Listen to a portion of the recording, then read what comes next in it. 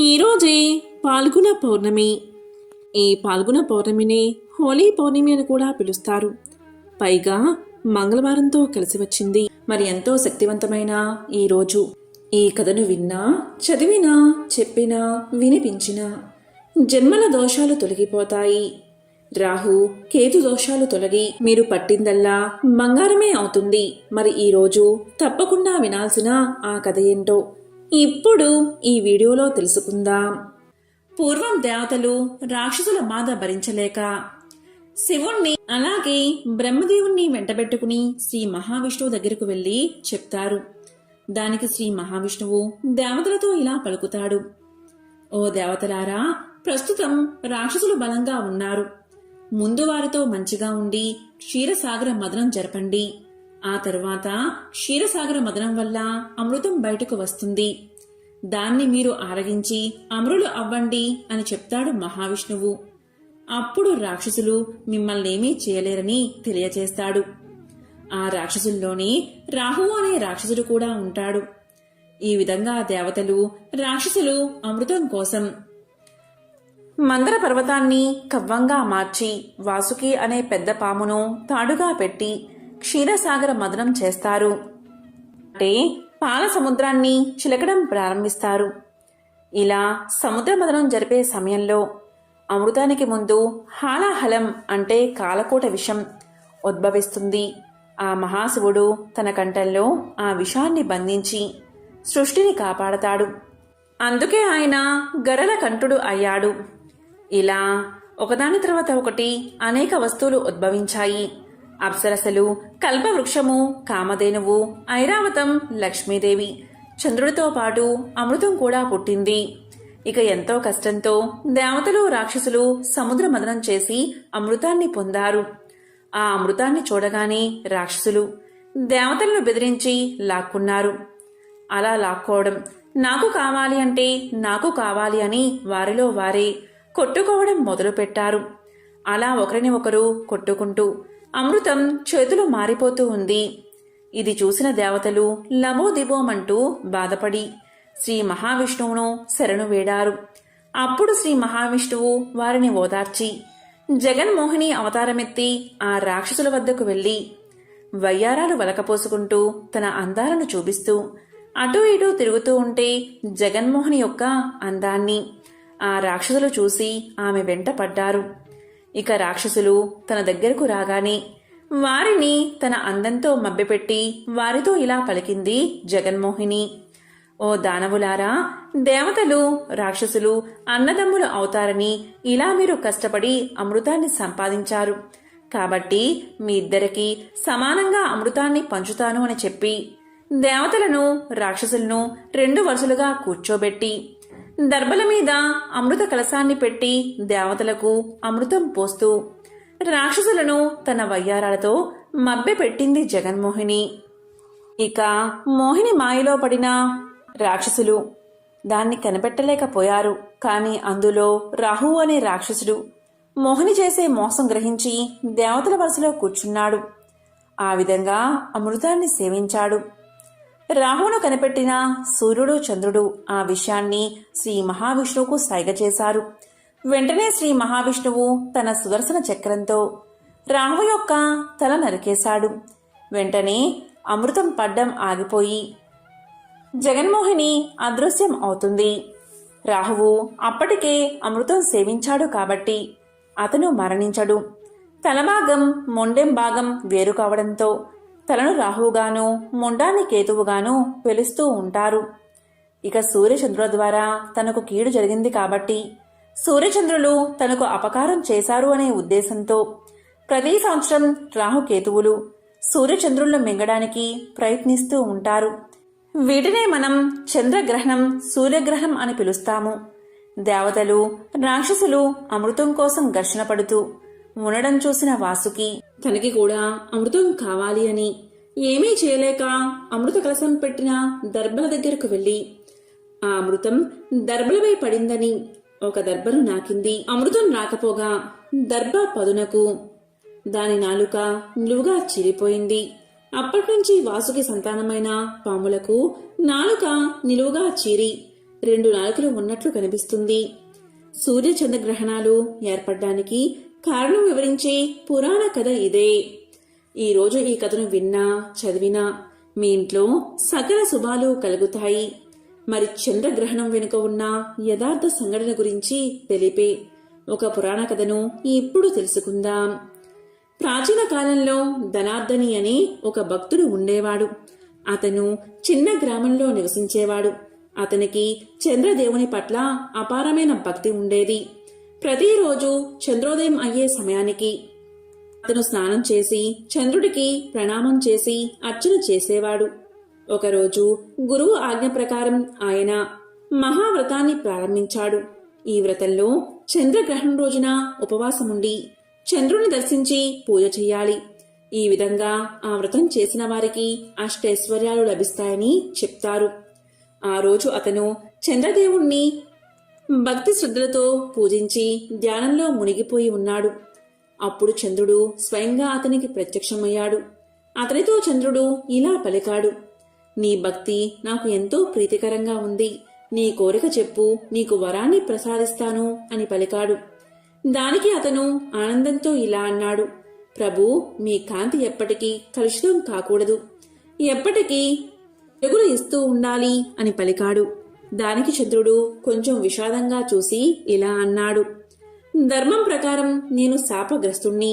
గ్రహణ సమయంలో నా కాంతి మాయమైపోతుంది. ఇదే నా గత జన్మ యొక్క పాపఫలం అన్నాడు. దీనికి ధనార్జని కూడా విచారించాడు. అప్పుడు చంద్రుడు ఇలా అన్నాడు, చంద్రగ్రహణ సమయంలో నీవు ఉపవాసంతో ధ్యానంతో ఉంటే నిన్ను శాశ్వతంగా అనుగ్రహిస్తాను అని పలికాడు. అప్పట్నుంచి చంద్రగ్రహణ సమయంలో ఉపవాసం జపం చేయడం గొప్ప ఫలితాన్ని ఇస్తుందని నమ్మకం ఏర్పడింది. చంద్రదేవుడు ఎవరైతే గ్రహణ సమయంలో ఉపవాసం ఉంటారో వారికి అక్షయ ఫలాన్ని ఇస్తాడని శపథం చేశాడు. ధనార్జని భక్తికి ప్రతిఫలంగా ఆయన కుటుంబం 21 తరాల పాటు సుఖశాంతులతో జీవించారని పురాణాలు చెబుతున్నాయి. గ్రహణ సమయంలో ధ్యానం, జపం, పారాయణ చెయ్యాలి. ఆ సమయంలో భోజనం చేయకూడదు. చంద్రగ్రహణం తర్వాత గంగా స్నానం చేసి పూజ చెయ్యాలి. ధ్యానం, పుణ్యకార్యాలు, దానం గ్రహణ దోషాలను తొలగిస్తాయి. భక్తి ఎంత గొప్పదైనా దైవ నియమాలు పాటించలేము, కానీ శుభ ఫలితాలను పొందవచ్చు. గ్రహణ సమయంలో ఉపవాసం, ధ్యానం చేయడం పుణ్య ఫలాన్ని ఇస్తుంది. చంద్రగ్రహణ సమయంలో చంద్రదేవుణ్ణి కీర్తించి ఉపవాసం చేస్తే భక్తులకు ఆయురారోగ్యాలు కలుగుతాయి. ఈరోజు ఈ కథను విన్నవారికి గ్రహణ దోషాలు తొలగిపోయి కోటి జన్మల మహాపుణ్యం కలుగుతుంది. ఈ చంద్రగ్రహణం గురించి తెలిపి రాజకుమారి సుమతి కథ కూడా ఉంది. ఈ కథను వింటే చాలు, జన్మల దోషాలు తొలగి కోటి జన్మల పుణ్యం వస్తుంది. ఒకప్పుడు అయోధ్య రాజ్యంలో సుమతి అనే రాజకుమారి ఉండేది. ఆమె అపర సౌందర్యవతి, అలాగే అహంకారి కూడా. ఆమె ఎప్పుడూ ఇలా అనుకునేది, నాకు భగవంతుడి ఆశీర్వాదం అవసరం లేదు, నా అందం, ధనం నాకే సహాయపడతాయి అని చెప్పేది. కాని ఆమె సేవకురాలు చంద్రగ్రహణం రోజున ఉపవాసముండి గ్రహ నియమాలు పాటించేవారు. ఒకరోజు సుమతి తండ్రైన మహారాజు సుమతితో ఇలా పలికాడు, సుమతి, నీవు కూడా ఈరోజు అంటే చంద్రగ్రహణం రోజు పూజలు చెయ్యి, ఉపవాసం ఉండు. ఇలా చేస్తే గొప్ప ఫలితాలు వస్తాయి అని పలికాడు. కాని సుమతి తండ్రి మాటలను అవహేళన చేసింది. ఇది వృద్ధుల ఆచారం, ఇది నాకెందుకు అని అహంకారంతో సమాధానం చెప్పింది. ఓ చంద్రగ్రహణం రోజున సుమతి సేవకురాలు ఉపవాసంతో పూజలు చేస్తున్నప్పుడు సుమతి ఆమెను తీవ్రంగా నిందించింది. చంద్రగ్రహణం పూజలు నువ్వుల గింజలు వంటివని, దేనికి ఉపయోగపడవని హేళన చేసింది. అదే సమయానికి ఒక మహర్షి ఆయన రాజ్యానికి విచ్చేశాడు. మహర్షి ఆమె మాటలు విని ఇలా శపించాడు, ఓ రాజకుమారి, చంద్రగ్రహణాన్ని అవమానించినందుకు నీవు కూడా ఒకరోజు చంద్రుడి కాంతిని కోల్పోతావు అని శాపమిచ్చాడు. దీని ఫలితంగా సుమతి ముఖంపై కాంతి తగ్గిపోయింది. ఆమె అందమైన ముఖం క్రమంగా నల్లగా మారిపోయింది. దీన్ని రాజ్యంలో అందరూ విస్మయంతో చూశారు. తరువాత సుమతి భయంతో గురువు వద్దకు వెళ్ళింది. ఆ మహర్షితో ఇలా పలికింది, ఓ మహర్షి, నా పొరపాటును క్షమించి దయచేసి మార్గాన్ని చెప్పండి అని వేడుకుంది.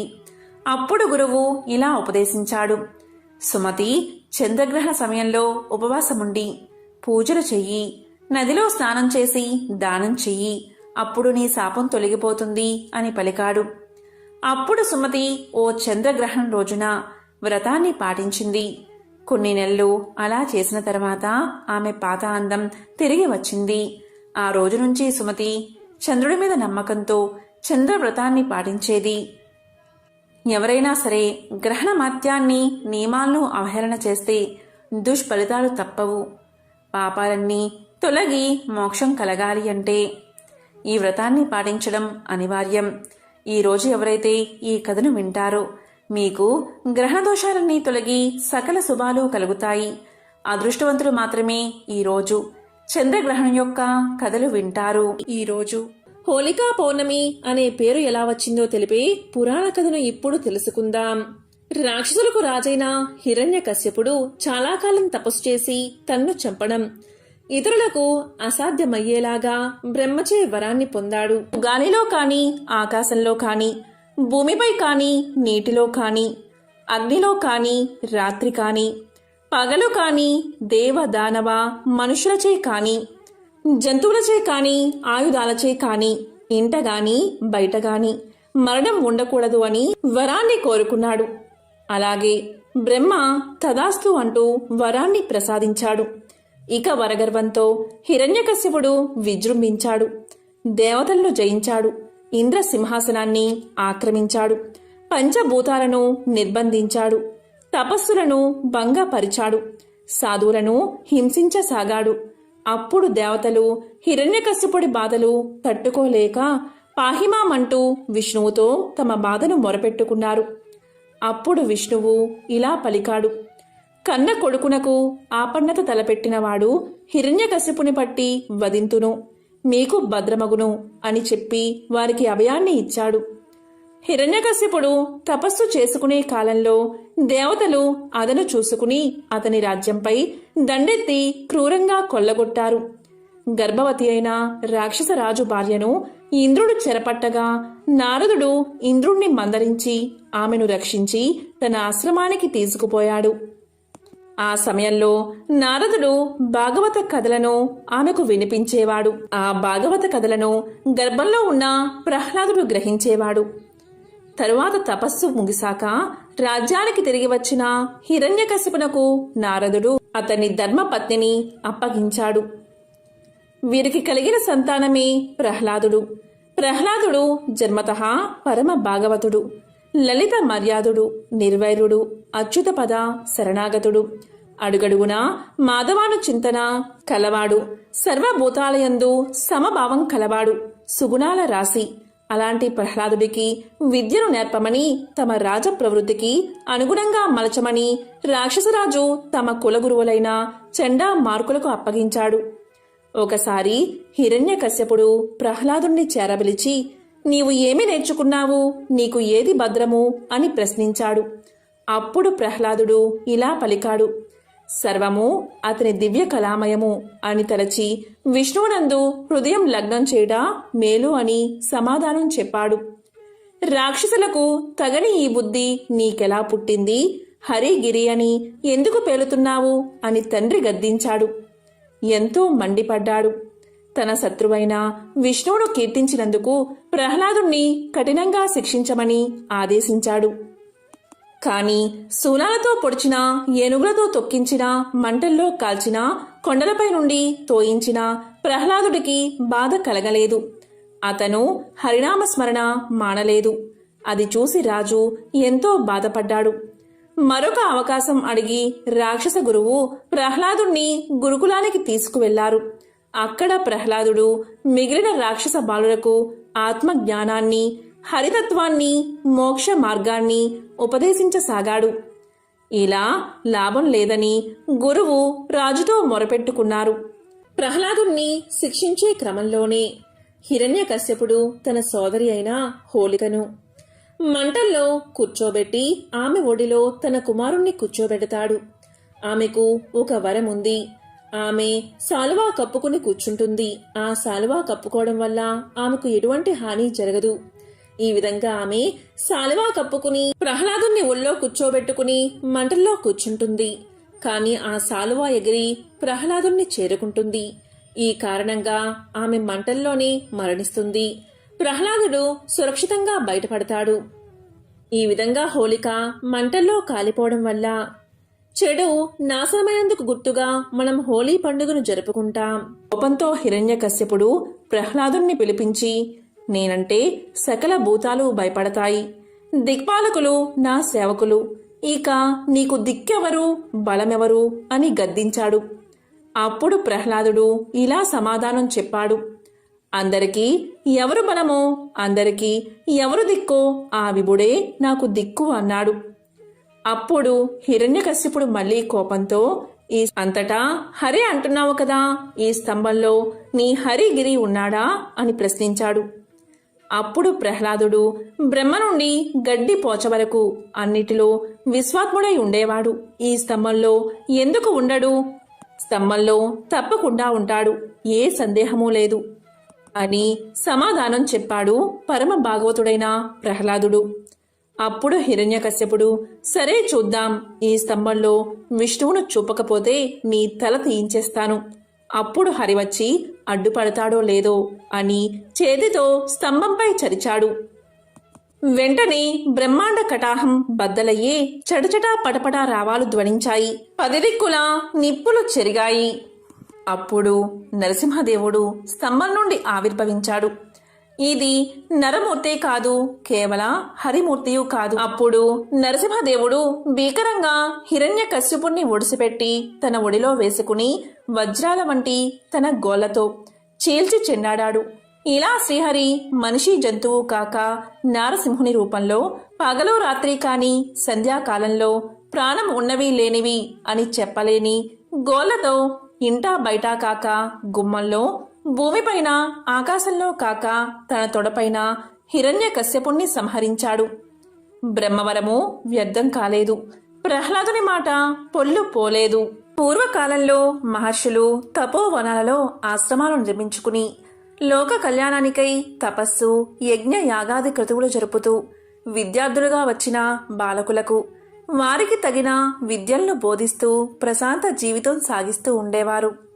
మహర్షులను ఆయా దేశాధినేతలు కంటికి రెప్పలా కాపాడుతూ అండగా ఉండి దండిగా సహాయ సహకారాలు అందిస్తూ పోషించేవారు. అలాంటి పవిత్ర తపోవనంలో పేరు పొందింది నైమిసారణ్యం. నైమిసారణ్యం ఉత్తర భారతంలో గోమతీ నదీ తీరాన ఉంది. అక్కడ మహామునులంతా కలిసి లోక కళ్యాణార్థం దీర్ఘ సత్రయాగం నిర్వహిస్తూ ఉన్నారు. ఆ యాగంలో పాల్గొనడానికి పలువురు మునులు సుదూర ప్రాంతాల నుంచి వచ్చారు. ఆ వచ్చిన మహర్షులలో అష్టాదశ పురాణ పారీణుడుకు వ్యాస మహర్షి శిష్యుడు సూత మహర్షి కూడా ఉన్నాడు. ఆ సూత మహర్షిని చూడగానే మహామునులంతా ఎంతో ఆనందంతో యాగఫలము సిద్ధించిందని ఎంతో సంతోషపడ్డారు. ఉదయకాలమున జప, హోమ, పూజాదులతో ఆ తపోవనం దద్దరిల్లింది. మధ్యాహ్న కాలమున పలహారాలు పూర్తయిన తర్వాత మహర్షులంతా సూతుని చెంతకు చేరి ఇలా పలికారు. ఓ మహానుభావా, నీవు సర్వజ్ఞుడివి. మీ గురుదేవుల అనుగ్రహం వల్ల నీవు వేద, పురాణ, ఇతిహాస సారమంతా ఆపోసనం పట్టావు. మాకు కొన్ని సందేహాలు ఉన్నాయి. ఆ సందేహాలు తీర్చి మమ్మలను నిస్సందేహాలుగా చెయ్యాలి అని ప్రార్థిస్తున్నాము అన్నారు ఆ మునులు. ధర్మార్థ కామమోక్షాలు పురుషార్థములు అంటారు కదా, వీటిని సామాన్య జనులు కూడా పాటించి ఆయా ప్రయోజనములు సులభంగా పొందడానికి మార్గముంటే తెలపండి అని ప్రార్థిస్తున్నాము అని వేడుకున్నారు.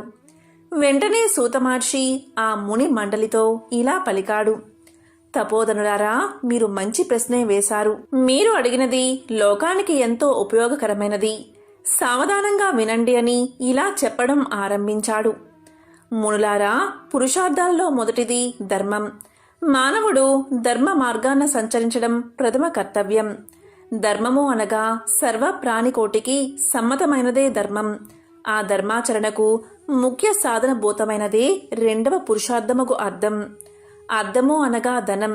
ఆ ధనం ధర్మయుక్తమైనదైతే బంగారానికి పరిమళం అబ్బినట్లే. కాబట్టి మానవుడు ధనార్జనకు ధర్మ మార్గాన్ని అవలంబించడం శ్రేయోదాయకం. ధర్మమూలకమైన ధనం శాశ్వతమై నిత్య సంతోషాన్ని వసంగి ఆ వంశంలోని ప్రతి ఒక్కరికి సుఖానుభూతిని కలిగిస్తుంది. కాబట్టి మానవుడు తాను సంపాదించిన ధనంలో కొంత కుటుంబ పోషణకు, కొంత ధర్మార్జనకు వినియోగించాలి. అలా కాక సంపాదించిన ధనాన్నంతా మానవుడు కుటుంబ పోషణకు, సుఖానుభూతికి కూడపెట్టడానికి తలచినట్లయితే దానివల్ల కష్టాలే కాని సుఖం ఏమాత్రం కలగదు. అందువల్ల మానవుడు సంపాదించిన ధనంలో కొంత భాగం ధర్మ కార్యాలకై వెచ్చిస్తే సుఖానుభూతిని పొందగలడు. దీనివల్ల మానవుడు నిత్య తృప్తుడై సుఖశాంతులతో శాశ్వత ఆనందం పొందడం అవకాశం లభిస్తుంది అని పలుకుతూ ఉండగా కొందరు మునులు సూత మహర్షితో ఇలా పలికారు.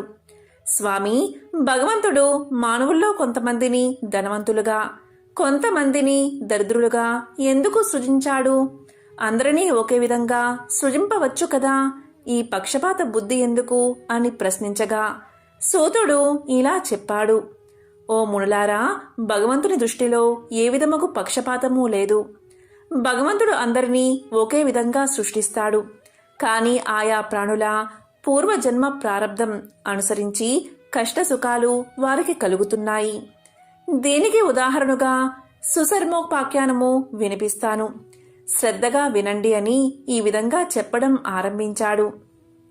పూర్వకాలంలో అవంతి దేశమున సుశర్మ అనే బ్రాహ్మణుడు ఉండేవాడు. అతడు చతుర్వేదాలను, షడ్ శాస్త్రాలను క్షుణ్ణంగా అభ్యసించి పండిత పరిషత్తులలో మహాపండితుడుగా గెలుపొంది అపర సరస్వతి అవతారమని పలువురి మన్ననలు పొందాడు. కాశ్మీర దేశం నుంచి ఎరుదించిన పరాశరుడు అనే పండితోత్తముడు సుశర్మకు తన కుమార్తె అయిన శారదాదేవిని ఇచ్చి వివాహం చేశాడు. అవంతి దేశాధిపతి సుశర్మను గంగా తీరమున్నను గురుకులానికి అధ్యక్షుడిగా చేసి గౌరవించాడు. మహాపండితుడైన సుశర్మ గురుకులంలో ఉన్న విద్యార్థులకు విద్యాబోధన చేస్తూ కాలం గడుపుతూ ఉండేవాడు. దేశ దేశములలో ఆ గురుకులానికి మంచి పేరు ప్రఖ్యాతులు వ్యాపించాయి. క్రమక్రమంగా ఆ గురుకులంలో విద్య పూర్తి చేసిన పలువురు విద్యార్థులు దేశ దేశాలలో తమ ప్రతిభా పాండిత్యాలను ప్రదర్శించి అఖండ సన్మానాలు పొంది అంతులేని ధనాన్ని ఆర్జించారు. తరువాత కొంతకాలానికి ఆ పండితులెల్లరూ తమ గురువైన సుశర్మకు తమ భక్తి ప్రపత్తులను తెలపడానికై గురుకుములకు వచ్చి, సుశర్మ పాదాలపై పడి మీ అనుగ్రహం చేతనే మేము ఇంతవారమయ్యాము, అఖండ కీర్తి ప్రతిష్టలతో పాటు అపార ధనాన్ని సంపాదించాము అని చెప్పి అమూల్య వస్త్రాభరణాలను, సువర్ణ నాణాలను గురుదేవులకు కానుకలుగా సమర్పించారు. కాని ఆ సుశర్మ ఆ శిష్యులతో, మీ భక్తి ప్రపత్తులకు నేను చాలా సంతోషించాను, కానీ నాకీ సువర్ణ నాణాలు కాని అమూల్య వస్త్రాభరణాలు కాని సంతోషాన్ని ఇయ్యలేవు. వీటిని నేను ముట్టను. నాకు సంపదల మీద ఏ విధమైన ఆశ లేదు. వీటిని మీరు తీసుకువెళ్ళి సుఖంగా ఉండండి. నా కీర్తి ప్రతిష్టలు నలువైపులా వ్యాపింపచేశారు. అదే నేను కోరుకున్నాను అని పలికి ఆ సంపదలను తిరస్కరించాడు. శిష్యులు ఎన్ని విధాలా బతిమాలినా ఆ పండితోత్తముడు ఆ సంపదలను స్వీకరించకపోవడంచే వారు గురువుల మనసు నొప్పించలేక మిన్నకున్నారు. తరువాత వారు గురువులకు తెలియకుండా గురుపత్ని అయిన శారదాదేవికి ఆ కానుకలు అందించి తృప్తితో వెళ్లిపోయారు. ఇక శారదాదేవి శిష్యులు ఇచ్చిన అపార ధన సంపదను భర్తకు తెలియకుండా దాచి ఉంచి వాటిని ఏ విధంగా బహిర్గతము చెయ్యాలా అని యోచిస్తూ కాలం గడుపుతూ ఉంది. ఒకానొక రోజున ఏకాంత సమయంలో సుశర్మ చెంతకు శారదాదేవి చేరి, నాదా, మిమ్మల్ని ఒక మాట అడగాలని చాలా రోజుల నుంచి అనుకుంటున్నాను, అడగమంటారా అని ప్రశ్నించింది. నీ ప్రశ్న ఏంటో తెలుపు అన్నాడు సుశర్మ. వెంటనే ఆమె, నాదా, మీ శిష్యులు పలువురు దేశ దేశాలలో అఖండ కీర్తి ప్రతిష్టలతో పాటు అపార ధన సంపదలను గడించిన సంగతి మీకు తెలిసిందే కదా. మీ శిష్యులు అంతటి కీర్తి ప్రతిష్టలతో పాటు అపార ధన సంపదలు సంపాదించడానికి కారణభూతులు మీరే కదా.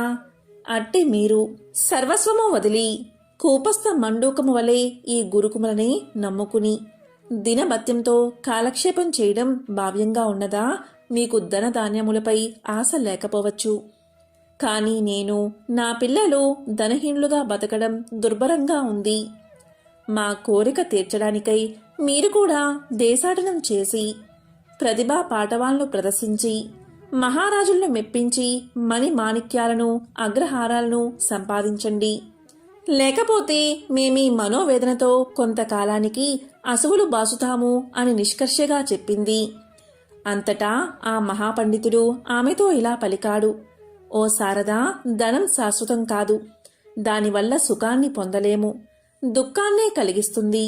మనమింతకాలం ఎంతో సుఖంగా జీవించి ఉన్నాం కదా. నా శిష్యులు సంపాదించి తెచ్చిన ధనాన్ని చూసిన తర్వాత అప్పట్నుంచి నీకీ దుఃఖం ప్రారంభమైనది. ఆ ధనాశ నీలో ఏర్పడి ప్రాణత్యాగానికే సిద్ధమయ్యావు. కాబట్టి నీవు ఎప్పటివలే ప్రాప్త లాభంతో సుఖంగా జీవించు, కోరికలు వదులు అని నచ్చచెప్పాడు. ఎన్ని చెప్పినా ఆమె ఎంతమాత్రం ధన సంపదలు లేకుండా జీవించి ఉండజాలనని బదులు చెప్పింది. వెంటనే సుశర్మ ఆమెతో, ఓ సాధ్వి, నీవు తొందరపడకు.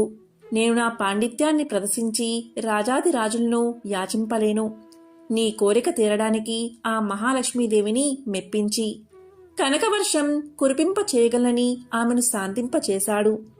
ఒక శుభదినమున శ్రీ మహాలక్ష్మీదేవి అనుగ్రహాన్ని పొందడానికై మహాలక్ష్మీ యాగం ప్రారంభించాడు సుశర్మ. 40 రోజులు అహోరాత్రులు జప హోమార్చనలతో ఆ మహాలక్ష్మి గుర్చి తపస్సు చేశాడు. 41 రోజున పూర్ణాహుతి గావించి ఆనాటి అర్ధరాత్రి కాలంలో మన ఇంట కనకవర్షం పడునని భార్యకు తెలియచేశాడు.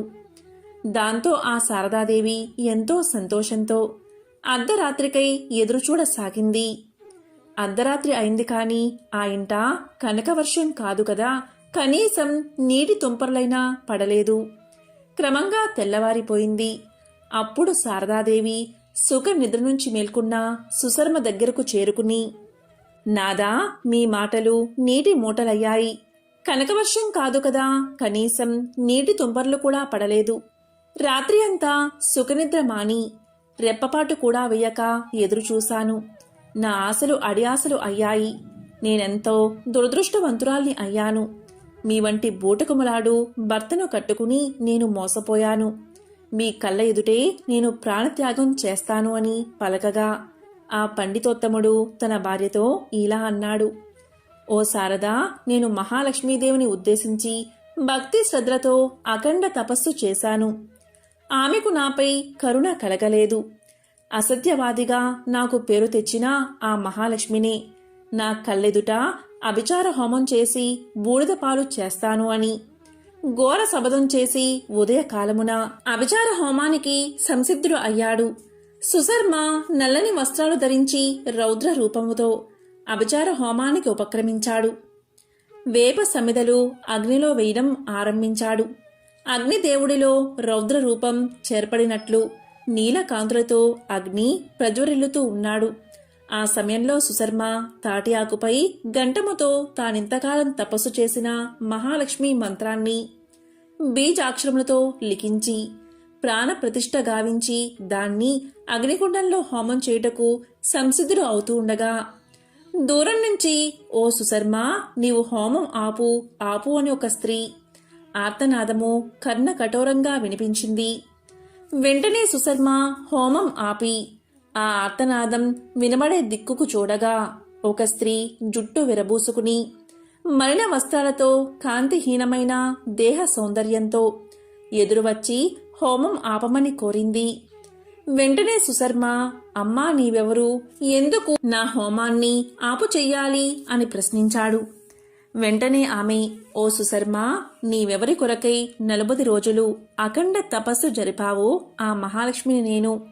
నీ తపస్సుకు సంతుష్టురాలనై నీ ఇంట కనక వర్షం కురిపింప ప్రయత్నించగా నా అక్క అయిన జ్యేష్ఠాదేవి అంటే దరిద్ర దేవత నాతో నీవా సుశర్మకు అపార ధనరాశులు ఒసంగడానికి వీలులేదు.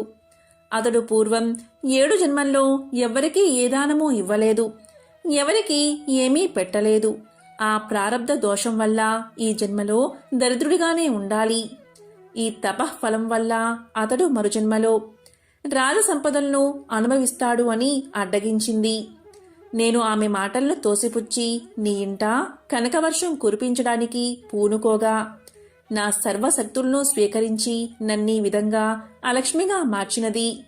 నీవు జరిగింది తెలియక క్రోధముతో అభిచార హోమాన్ని సల్పితే మరింత ప్రారబ్ధాన్ని మూట కట్టుకుంటావు. హోమాన్ని ఆపు అని పలికింది.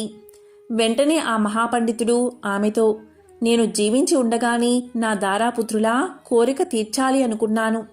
నేను సన్యాస ఆశ్రమాన్ని స్వీకరించి ఈ జన్మను కడతేరుస్తాను. నా భార్యాపుత్రుల కోరిక తీరుతుంది కదా అని పలుకగా తప్పక తీరుతుందని చెప్పింది. వెంటనే సుశర్మ తన భార్యతో ఇలా పలికాడు. శారదా, విన్నావు కదా, నీవు నేను కావాలా లేక ధన సంపదలు కావాలా అని ప్రశ్నించాడు. దానికి శారద వెంటనే స్వామి, మీరు సన్యాసం స్వీకరించి మమ్మల్ని సుఖంగా బతకనీయండి అని పలికింది. వెంటనే ఆ మహాపండితుడు విధి విధానంగా సన్యాస ఆశ్రమాన్ని స్వీకరించి శిఖా యజ్ఞోపవీతాలను విసర్జించి దండ కమండలాలు స్వీకరించి రామేక రాత్రముగా దేశాటనకు ఉద్రుక్తుడు అయ్యాడు. అప్పుడు శారదాదేవి ఇంట కనక వర్షం కురిసింది. ఆ తల్లి పిల్లలు ఎంతో ఆనందం చెందారు. ఎదుట ఉన్న మహాలక్ష్మి ఎప్పటిలాగే వెలుగు పొంది దేశాటనకు బయలుదేరిన ఆ సన్యాసి ఎదుట నిలిచి, ఓ పరివ్రాజక, నీ వల్ల నేను కొత్త అవతారం ఎత్తాను. మహాలక్ష్మినైన నేను వైభవలక్ష్మిగా అవతారం దాల్చాను. నన్ను కొలిచిన వారికి, నా పూజలు చేసిన వారికి ప్రారబ్ధ దోషాలు రూపుమాపి ఆ జన్మలోనే అష్ట ఐశ్వర్యాలను ఇస్తాను. నీవు సన్యాసివైనను, నీవు ఈ దేశాది నాదుడివై సంపదల్లో మునిగి ఉన్నను, తామరాకు మీద నీటి బొట్టువలే సంచరించి లోకోపకారం గావింతువు అని పలికి అదృశ్యమైంది. మహర్షులారా, కాబట్టి మానవుడు కాని ఏ ప్రాణి కాని తాము పూర్వజన్మల్లో చేసుకున్న ప్రారబ్ధాన్ని అనుసరించి సుఖ దుఃఖాలను, ధన దారిద్రాలను అనుభవిస్తారు.